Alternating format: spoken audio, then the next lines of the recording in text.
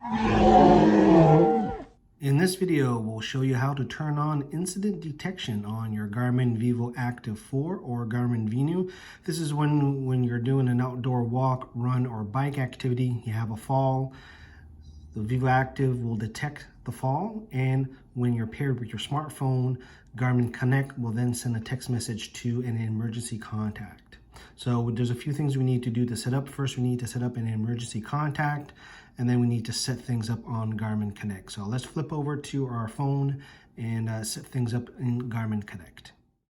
And here we are in Garmin Connect. I'm going to tap on More at the bottom right, and from that we'll tap on Safety and Tracking, and we'll tap on Incident Detection and Assistance. And the first time that we're going in here, we're going to add an emergency contact. So in the middle of the screen, you should see Add Emergency Contact. We're going to tap on that. And from here, we can add a few contacts. Top right on the three dots, we can either import a contact from our phone book, or we can manually create a contact. Here we're going to manually create one, and I'm just going to add a contact here. And then I'm going to add a cell phone number so I can send the text message. Let's see, we added, it's imported, and now I can just select the wife as my emergency contact. So I'll just tap on that little circle to the right of her name right here, like that. And now we should be able to see, verify that it's been enabled, and then we can see here that the wife has been added. So let's flip over to the device. Now that we've added the emergency contact in Garmin Connect, we're now able to decide which outdoor activity we can enable incident detection. Now we'll press and hold the back button, press the gear icon, and we're going to scroll down until we see Safety and Tracking.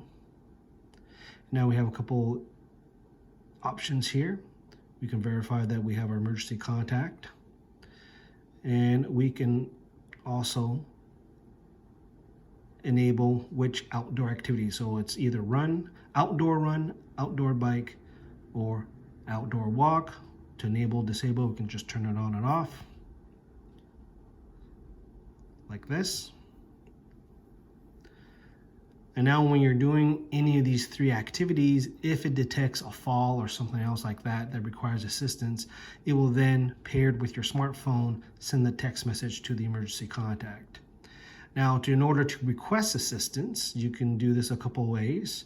You can either tap on assistance, and it'll give you some instructions here. Basically, is to press and hold down the A button or the start button for 3 seconds until you have the 3 vibrations. So you can do it from here, but what we'll do here, we'll go from the main screen, and if we need assistance, we'll press and hold the A button for 3 seconds, maybe more. There we go. Now we can cancel this by tapping cancel before it times down, but we're going to let this go and see what happens.